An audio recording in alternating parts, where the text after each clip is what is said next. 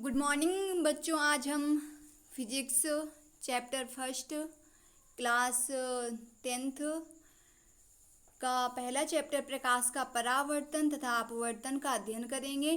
प्रकाश का परावर्तन तथा अपवर्तन, ठीक, तो आपको पता है कि 30 कुछ आपका कोर्स कम होना था, तो कोर्स कम हो गया है।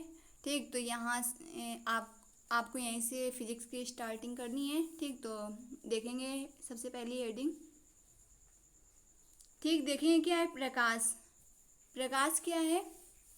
प्रकाश को इंग्लिश में क्या बोलते हैं? लाइट।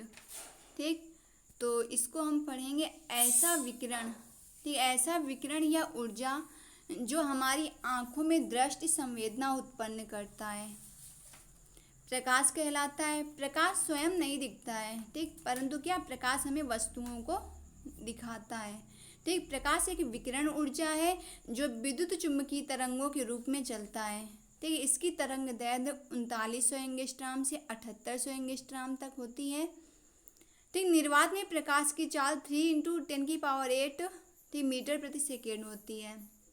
फिर देखेंगे इसके बाद हेडिंग प्रकाश का परावर्तन। ठीक, तो प्रकाश का परावर्तन क्या है? ठीक, इसके अंदर देखेंगे कि जब प्रकाश किसी पॉलिशदार व चिकने तल पर गिरता है, ठीक, जब प्रकाश किसी पॉलिशदार या चिकने तल पर गिरता है तो उसका अधिकांश भाग वापस लौट आता है। प्रकाश के चिकने तल से टकराकर लौटने की इस प्रक्रिया को प्रकाश का परावर्तन कहते हैं। प्रकाश के परावर्तन को रिफ्लेक्शन ऑफ लाइट इंग्लिश में बोलेंगे।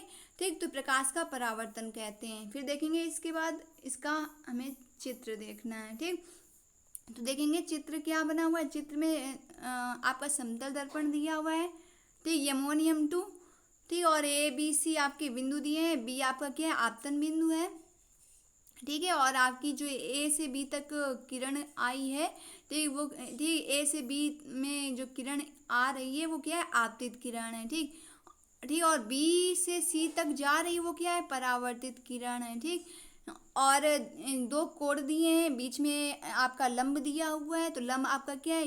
B से N तक ये आपका लंब है। ठीक, अभिलंब बोलेंगे इसको। ठीक, और जो दो स्मॉल आई आपका आपतन कोण दिया है, स्मॉल आर क्या दिया है? परावर्तन कोण। ठीक, अभिलंब के बीच ये दोनों क्या है? आपतन कोण और परावर्तन कोण है। ठीक, तो ये ये आपका चित्र हो गया। ठीक, अब देखेंगे इसके बाद इसके दो नियम हैं। ठीक है, तो हेडिंग डालेंगे हम परावर्तन के नियम।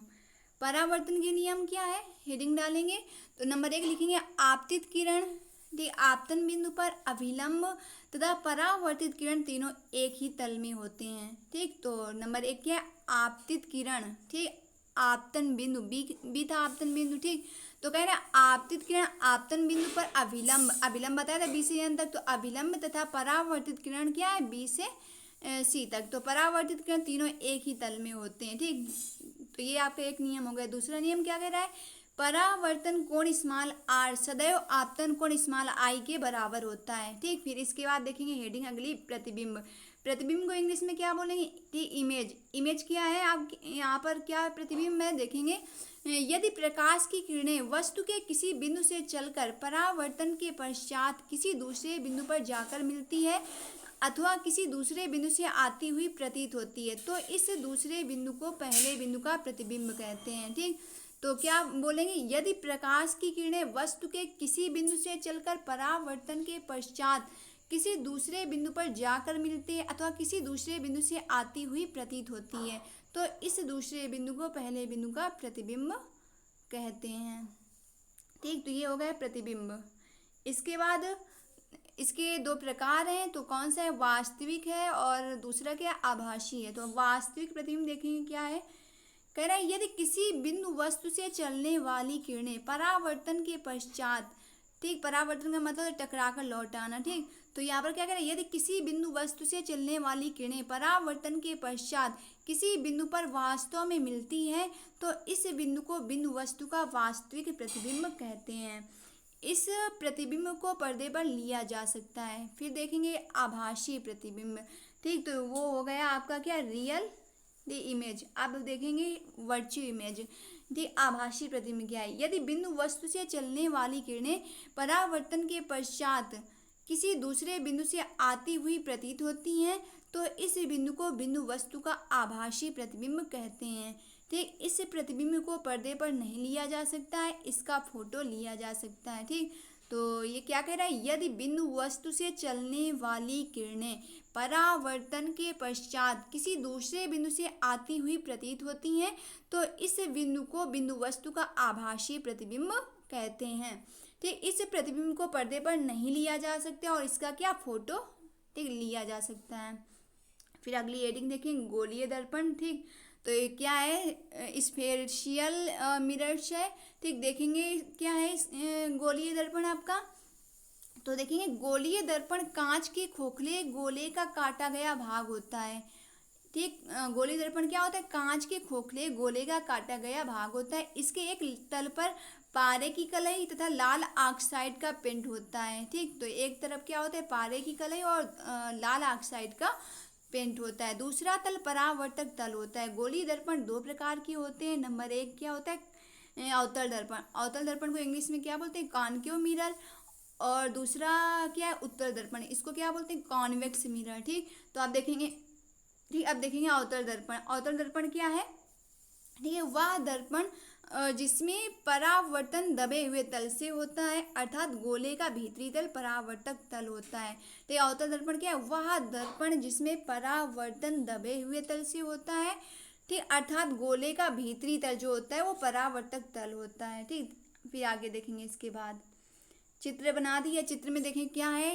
ये आपका अवतल दर्पण का चित्र है। ठीक, इसमें दर्पण दिया हुआ है M1 M2। ठीक है, और ये क्या है? अवतल दर्पण है। फिर देखिए जो आपका कलई किया गया तल है। ठीक, वहाँ लिख दिया है कौन क्या किया गया इसमें दर्पण में कलई की गई है। तो कह रहे हैं कलई किया गया तल। ठीक, फिर ये क्या है आपका जो अंदर भीतरी तल है आपको क्या है? परावर्तक तल है। ठीक, फिर मुख्य अक्ष दी हुई है और सी आपका वक्रता केंद्र दिया हुआ है। ठीक, फिर देखेंगे आगे उत्तल दर्पण। तो उत्तल दर्पण क्या है? वह दर्पण ठीक, वह दर्पण जिसमें परावर्तन उभरे हुए तल से होता है, अर्थात गोले का बाहरी तल परावर्तक तल होता है। जो बाहरी तल होता है क्या होता है? परावर्तक तल होता है। और M1 M2 क्या है? उत्तल दर्पण है इसमें। ठीक, ये आपका चित्र इस तरह का बनेगा उत्तल दर्पण का। ठीक, और मुख्य अक्ष दी हुई है, बीच में क्या है? सी आपका वक्रता केंद्र और P क्या है? ध्रुव है। ठीक, तो फिर और यहाँ पर ये क्या है? जो अंदर का तल है वो क्या है? कलई की गई है अंदर के तल पे। ठीक है, और बाहर जो है आपका क्या? परावर्तक तल है। ठीक, चित्र से देखेंगे। ठीक, तो दोनों क्या है? एक दूसरे के विपरीत हैं, उत्तल दर्पण अवतल दर्पण। ठीक, फिर देखेंगे चित्र हो गया। अब देखेंगे अगली हेडिंग। ठीक, गोलीय दर्पणों से संबंधित परिभाषाएं। तो देखेंगे हेडिंग डालेंगे वक्रता केंद्र। वक्रता केंद्र क्या है? Centre of curvature. तो इसको देखेंगे वक्रता केंद्र क्या कह रहा है? देखेंगे गोले के केंद्र जो कि दर्पण का एक भाग है। ठीक, गोले का जो केंद्र होता है वो वक्रता केंद्र होता है। तो कह रहे हैं गोले के केंद्र ठीक जो कि दर्पण का एक भाग है, दर्पण का वक्रता केंद्र कहलाता है। ठीक, यह अवतल दर्पण में परावर्तक तल की ओर तथा उत्तल दर्पण में परावर्तक तल से दूसरी ओर होता है। ठीक, कह रहा है अवतल दर्पण में परावर्तक तल की ओर तथा उत्तल दर्पण में परावर्तक तल से ठीक दूसरी ओर होता है। बिंदु C दर्पण का वक्रता केंद्र है। ठीक, आप हेडिंग डालेंगे वक्रता त्रिज्या। वक्रता त्रिज्या क्या है? Radius of curvature. गोले की त्रिज्या का दर्पण एक भाग है। ठीक है, गोले की त्रिज्या क्या होती है? स्मॉल आर होती है। तो देखेंगे कहीं कहीं कैपिटल आर भी मान सकते हैं। तो क्या है? गोले की त्रिज्या का दर्पण एक भाग है। ठीक, दर्पण की वक्रता त्रिज्या कहलाती है। ठीक, तो चित्र में जो हम नीचे चित्र हमने बनाया है उसमें देखेंगे कि जो C से P तक की आपकी क्या है दूरी है, तो वो है आपकी दर्पण की वक्रता त्रिज्या। तो हम लिख देंगे कि चित्र में क्या दूरी CP दर्पण की वक्रता त्रिज्या है। ठीक, आप देखेंगे ध्रुव। ध्रुव को क्या बोलते हैं? पोल। ठीक, तो इसको देखेंगे क्या? ठीक, दर्पण के परावर्तक तल के मध्य बिंदु को दर्पण का ध्रुव कहते हैं। ठीक, दर्पण के परावर्तक तल के मध्य बिंदु, जो मध्य बिंदु होगा वो ध्रुव है। परावर्तक तल के मध्य बिंदु को दर्पण का ध्रुव कहते हैं। बिंदु P दर्पण का ध्रुव है। ठीक, तो आगे देखेंगे प्रिंसिपल एक्सिस मुख्य अक्ष। ठीक है, दर्पण के ध्रुव तथा वक्रता केंद्र को मिलाने वाली रेखा को दर्पण की मुख्य अक्ष कहते हैं।